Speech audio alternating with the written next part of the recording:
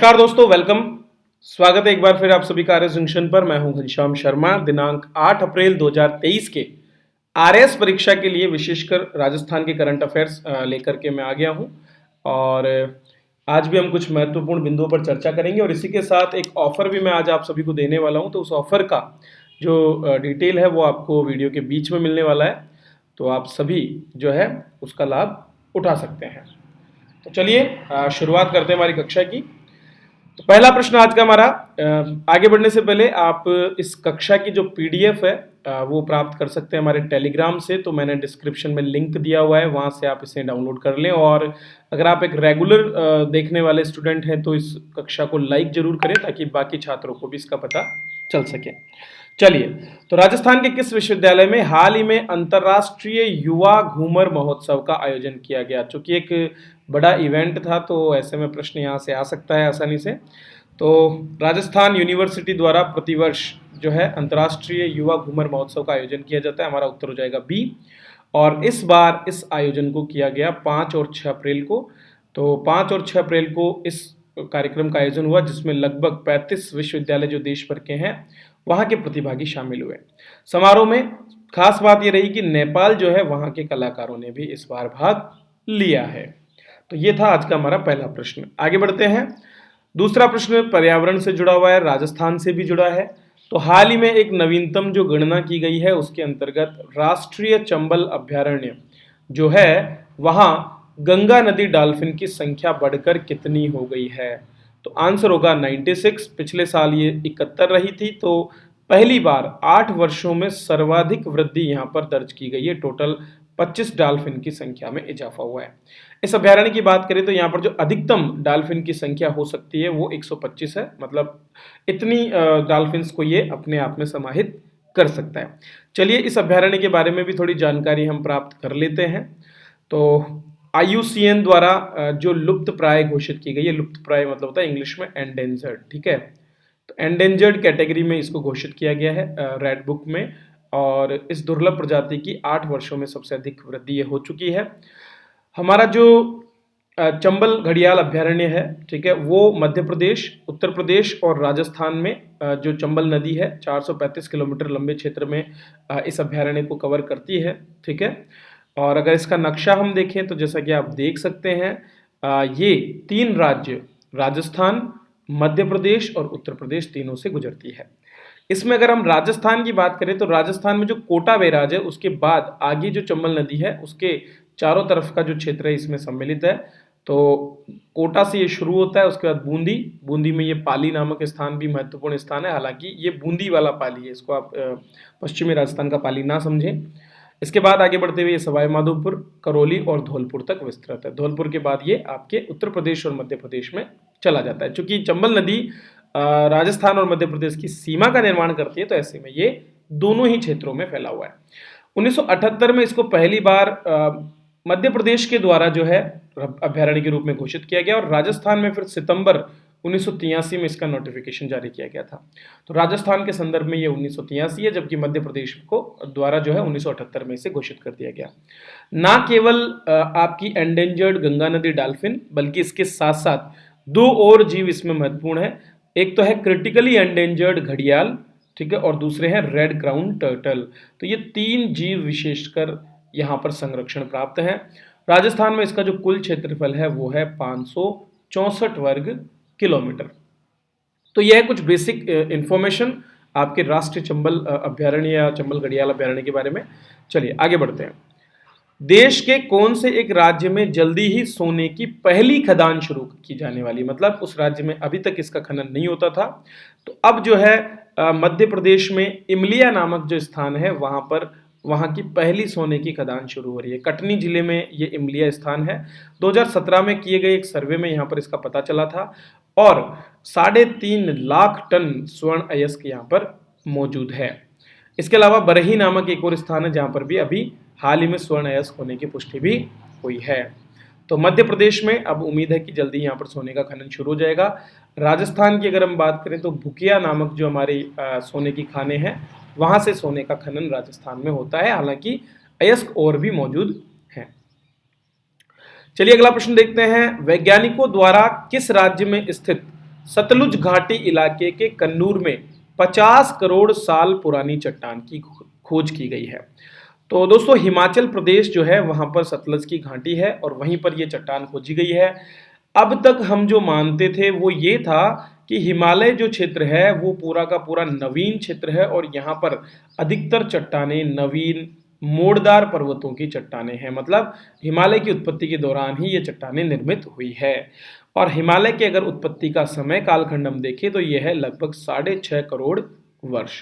ठीक है, तो ये आता है हमारे जो सेंजोइक युग है, सेंजोइक युग और जो मेसोजोइक युग है, इन दोनों की बाउंड्री पर हम इस कालखंड को मानते हैं। अब हमारे लिए क्यों महत्वपूर्ण है, तो आरएएस की मुख्य परीक्षा का जो दूसरा पेपर है उसमें आपकी ज्योग्राफी पोर्शन है और वहां से आपको हर बार जो जियोग्राफिकल टाइम स्केल है उस पर प्रश्न आते हैं। तो ये मैं आपको बता दूंगा कि जियोलॉजिकल टाइम स्केल क्या है अभी, लेकिन पहले हम इस घटना पर बात कर लेते हैं। तो 50 करोड़ साल पुरानी चट्टान को खोजा है देहरादून के वाडिया हिमालयन भू विज्ञान संस्थान के वैज्ञानिकों ने, और ये पेलियोजोइक युग जो है उसकी चट्टानें हैं। पेलियोजोइक युग का कालखंड माना जाता है 57 करोड़ से लेकर 24.5 करोड़ वर्ष के बीच में। ओके, तो चट्टानें 800 डिग्री सेंटीग्रेड के तापमान पर बनी है और जमीन से 20 से 25 किलोमीटर की गहराई में बनी है। तो ऐसा हम तो नहीं मान सकते कि ये हिमालय के साथ बनी, क्योंकि हिमालय की अधिकतर चट्टानें जो है उच्च दाब की वजह से बनी है, लेकिन ये काफी अधिक ऊंचाई पर बनी है, इतनी अधिक गहराई पर नहीं बनी। तो ऐसे में अब जो हमारे वैज्ञानिकों का मानना है उसमें कुछ बदलाव आने वाले समय में हो सकता है। चलिए मैं आपको वो भी दिखा देता हूं कि कौन कौन से प्रश्न जो है आपके पूछे गए हैं। तो 2021 में 2 नंबर का प्रश्न सीधा सीधा आया था कि मेसोजोइक युग की समय सीमा को लिखिए, और ये समय सीमा जो है आपकी आती है 24.5 करोड़ वर्ष से लेकर के, ठीक है, और 6.5 करोड़ वर्ष तक। अब मेसोजोइक युग का ये आपसे प्रश्न पूछ लिया गया। इससे पहले 10 नंबर का प्रश्न पूछा गया था 2018 में कि पृथ्वी सतह पर पैलेजोइक कल्प के महत्वपूर्ण विकास का विवेचन कीजिए, और उससे पहले 2016 में पूछा गया था भूगर्भिक समय सारणी के विभाजनों को स्पष्ट कीजिए। यहां पर बरती गई लापरवाही आपके लिए बहुत घातक हो सकती है, जैसा कि मेरे साथ हुआ 2016 में जब इससे जियोलॉजिकल टाइम स्केल से प्रश्न पूछा गया तो मैंने सोचा कि 2018 में प्रश्न नहीं आएगा और मैंने इस टॉपिक को तैयार ही नहीं किया, और जो मेरा 10 नंबर का ये प्रश्न है ये ऐसा कैसा छूट गया। आपको पता होना चाहिए कि मैं 1.25 नंबर से मेरा फाइनल सिलेक्शन नहीं हुआ, 733 रैंक था, तो ये 10 नंबर का प्रश्न छोड़ना मेरे लिए काफ़ी महंगा पड़ गया। हालांकि इस बार मैंने अच्छी तैयारी की और मेरा 2 नंबर का ये जो प्रश्न है ये बिल्कुल सही है, क्योंकि मैंने बिल्कुल एग्जैक्ट आंसर यहाँ पर दिया है। तो बस यही चीज़ है। तो आपको मैं एक बार ये जियोलॉजिकल टाइम स्केल भी दिखा देता हूँ, जिसका मुख्य बिंदु क्या क्या है वो भी हम देख लेते हैं। तो कुल मिलाकर के 3 एरा हमारे पास है जहाँ से मुख्यतः प्रश्न आते हैं। ये है पैलेजोइक, मेसोजोइक और सेंजोइक। इनको फिर आगे पीरियड्स में बांटा गया है। तो पैलेजोइक युग है 24.5 करोड़ से 57 करोड़ साल के बीच में, मेसोजोइक युग है 6.5 से 24.5 करोड़ साल के बीच में, और सेंजोइक युग है 6.5 करोड़ साल से लेकर के वर्तमान तक। ठीक है, अब इसमें भी हमने पीरियड्स में आप देखिए तो यहाँ पर आपको 6 पीरियड्स दिखते हैं पैलेजोइक युग में, तो इनको कॉस्ट डीसीपी करके आप बांट सकते हैं। ठीक है, इनमें भी 2 काल हमारे ऐसे हैं जहाँ पर कोयले का निर्माण होता है। पहला है कार्बोनिफेरस काल जो कि 36 करोड़ साल से लेकर 28.5 करोड़ साल तक है, और दूसरा है टर्शरी युग। ठीक है, तो टर्शरी क्रम की जो युग है उसमें भी हमको चट्टानें जो है जिसमें कोयले दबा हुआ है वो देखने को मिलती है।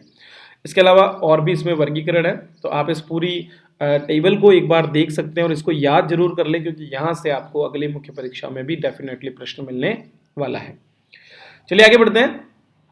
आगे बढ़ने से पहले राजस्थान करंट अफेयर्स 2023 की जो पीडीएफ्स है वो अवेलेबल है आप सभी को आरएस जंक्शन ऐप पर, जिसका लिंक मैंने डिस्क्रिप्शन में दिया हुआ है।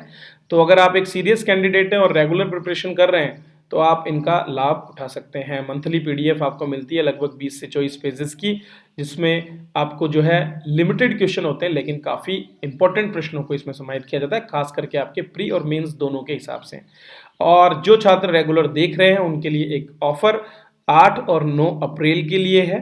तो आप सभी जो लाइव देख रहे हैं उन्हीं को इसका लाभ मिलने वाला है। तो हॉलीडे करके आप अगर कोड यूज़ करते हैं, क्योंकि 2 दिन हॉलीडे रहता है सरकारी कर्मचारियों का, तो 8 और 9 अप्रैल को हॉलीडे कोड अगर आप यूज़ करते हैं तो 20% का डिस्काउंट आपको यहाँ पर स्ट्रेट इनमें मिल जाएगा। तो आप जरूर इनका लाभ उठाएं। लिंक पर दिए गए जो डिस्क्रिप्शन में लिंक है वहाँ से जाकर के आप हमारी ऐप को डाउनलोड कर सकते हैं या हमारी वेबसाइट online.rsjunction.com पर भी इसका लाभ ले सकते हैं। चलिए आगे बढ़ते हैं और बात करते हैं हमारे अगले प्रश्न की। हाल ही में भारत को 4 साल की अवधि के लिए संयुक्त राष्ट्र के किस आयोग में चुना गया है? तो संयुक्त राष्ट्र आपके सिलेबस का एक टॉपिक है, ठीक है, इंटरनेशनल जो हमारी पॉलिटिक्स है उसमें, और यूएन सांख्यिकी आयोग जो है उसमें अब भारत को चुना गया है। चलिए इस पर बात करके फिर हम संयुक्त राष्ट्र के कुछ अंगों पर भी चर्चा कर लेंगे। तो पहले यूएन सांख्यिकी आयोग की बात करें तो इसमें हम 4 साल की अवधि के लिए चुने गए हैं। वोटिंग में 53 में से 46 वोट हमको मिले हैं। यूएन सांख्यिकी आयोग में कुल 24 सदस्य होते हैं, जिनमें से एक एशिया क्षेत्र का जो है सदस्य हमको बनाया गया। एशिया प्रशांत क्षेत्र का दूसरा सदस्य बना है दक्षिण कोरिया। तो 2 देश यहाँ पर बने हैं। हमने चीन को पछाड़ा है। गुप्त मतदान जो है हुआ था जिसमें हम चयनित हुए। 1 जनवरी से हमारा अगले साल से कार्यकाल शुरू होगा, तो 2024 से लेकर के 27 तक हमारा कार्यकाल रहने वाला है। बात करें अगर यूनाइटेड नेशंस की, तो यूनाइटेड नेशंस का जो चार्टर है इसको साइन किया गया था 26 जून 1945 को, और उसके बाद में 24 अक्टूबर 1945 को यूनाइटेड नेशंस अस्तित्व में आया था। आज अगर हम बात करें तो यूनाइटेड नेशंस में कुल मिलाकर के 193 देश इसकी जनरल असेंबली में है, जबकि 2 ऑब्जर्वर हैं, ठीक है। तो इसके अंगों की बात करें, 6 अंग इसके हैं। पहला है सेक्रेटरीट, जिसमें सेक्रेटरी जनरल बैठते हैं। एंटोनियो गुटेरेस वर्तमान में इसके सेक्रेटरी जनरल हैं, जो कि पुर्तगाल के हैं और 8 जून 2021 से दूसरे कार्यकाल को संभाले हुए हैं। अगर सिक्योरिटी काउंसिल की बात करें, जो कि इसका दूसरा अंग और सबसे महत्वपूर्ण भी, तो ये सुरक्षा परिषद के नाम से जाना जाता है। 5 इसके परमानेंट मेंबर हैं, आप सभी जानते हैं इनके नाम क्या हैं। 10 नॉन परमानेंट मेंबर्स भी हैं जो इलेक्ट होते हैं 2 साल के लिए। इसी तरह से जो पीस कीपिंग फोर्सेज हमारी शांति मिशन, वो इसी संयुक्त राष्ट्र की काउंसिल के अंतर्गत काम करता है। 3 और अंग हैं, जिनमें एक है इकोनॉमिक एंड सोशल काउंसिल, आर्थिक एवं सामाजिक परिषद, जिसके अंतर्गत आपका यूएन जो कमीशन है स्टैटिस्टिक्स का वो आता है। इंटरनेशनल क्रिमिनल कोर्ट है जो कि क्रिमिनल मामलों को देखता है, और एक है इंटरनेशनल कोर्ट ऑफ जस्टिस। तो ये कुछ इसके अंग हैं। इसके अलावा और भी छोटे छोटे अंग यूएन ऑर्गन्स हैं, जैसे कि United Nations development programme, United Nation का जो ह्यूमन राइट्स का कमीशन है वो, यूनिसेफ जो कि चाइल्ड फील्ड में काम करता है, यूनाइटेड नेशंस एनवायरमेंट प्रोग्राम जो कि पर्यावरण से जुड़े मामलों को देखता है। संयुक्त राष्ट्र इसके अलावा और भी अंगों के साथ काम करता है, जिसमें है food and agriculture organisation, UNESCO, WHO और डब्ल्यूटीओ। तो ये कुछ बेसिक्स हैं जो आपको पता होना चाहिए आपके संयुक्त राष्ट्र के बारे में। चलिए नेक्स्ट प्रश्न की तरफ बढ़ते हैं दोस्तों। वर्ष चल रहा है 2023 और प्रोजेक्ट एलिफेंट जो कि 1992 में जो है लागू किया गया था, उसकी 30वीं वर्षगांठ है। तो गज उत्सव के रूप में सरकार इसे मना रही है और इसका कार्यक्रम शुरू किया गया है काजीरंगा नेशनल पार्क में। 7 अप्रैल को मुख्य जो हमारी राष्ट्रपति हैं द्रौपदी मुर्मू, उनके द्वारा इस कार्यक्रम की शुरुआत यहाँ पर की गई है।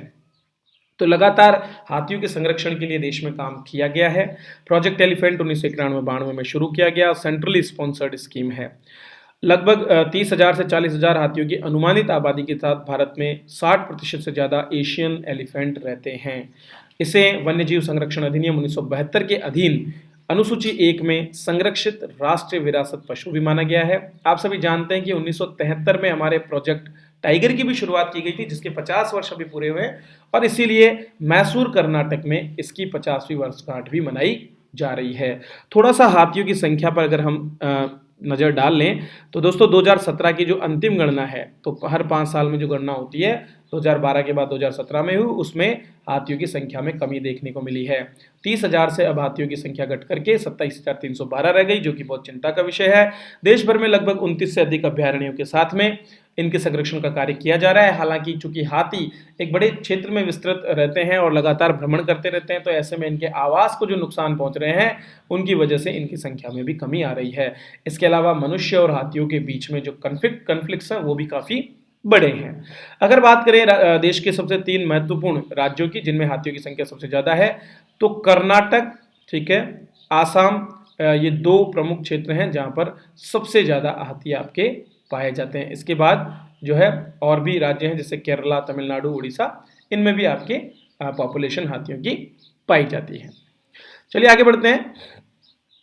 हाल ही में अधिसूचित सूचना प्रौद्योगिकी नियमावली 2021 में संशोधन का संबंध किस क्षेत्र से है? तो दोस्तों कल ही सरकार के द्वारा ये नियमावली में संशोधन किया गया है ताकि ऑनलाइन गेमिंग और जो ऑनलाइन फ्रॉड किए जाते हैं उन पर रोक लगाई जा सके। सूचना प्रौद्योगिकी नियमावली में यह संशोधन करके सरकार ऑनलाइन जो सट्टाबाजारी और गेमिंग जो है उन पर रोक लगाने का प्रयास करेगी। इसके प्रमुख बिंदुओं पर हम नजर डाल लेते हैं। तो अब इसमें यह अनिवार्य कर दिया है कि जो भी मीडिएटर्स हैं वे किसी भी ऑनलाइन गेम को होस्ट, प्रकाशित या साझा नहीं करेंगे जिससे किसी उपयोगकर्ता को नुकसान हो। इसके अलावा वास्तविक धन से जुड़े ऑनलाइन गेमिंग बिचौलियों पर अतिरिक्त दायित्व भी निर्धारित किए गए हैं और इसमें केवाईसी का प्रावधान भी किया गया है कि ऐसे मामलों में सभी से केवाईसी अप्रूव करवाई जाए। इसके लिए एक सेल्फ रेगुलेटरी ऑर्गेनाइजेशन के निर्माण की भी बात की गई है जो कि इनको परमिशन देने का काम भी करेगा। तो ये सूचना प्रौद्योगिकी नियमावली का संशोधन है। हो सकता है आपसे प्रश्न पूछ लिया जाए कि किससे जुड़ा हुआ है। तो ये थे आज के हमारे प्रमुख करंट अफेयर्स जिन पर हमने चर्चा की। आरएस परीक्षा के लिए डेडिकेटेड इस चैनल पर आप सभी को बेहतरीन करंट अफेयर्स और अन्य सामग्री उपलब्ध कराने का प्रयास किया जाता है। तो हमारे बहुत से कोर्सेज जो कि आरएस जंक्शन ऐप पर है उनका लाभ आप ले सकते हैं। वीडियो अच्छा लगा हो तो लाइक करें, शेयर करें और इस चैनल को सब्सक्राइब जरूर कर लें। मिलते हैं अगले वीडियो में, तब तक के लिए आप सभी का बहुत बहुत धन्यवाद।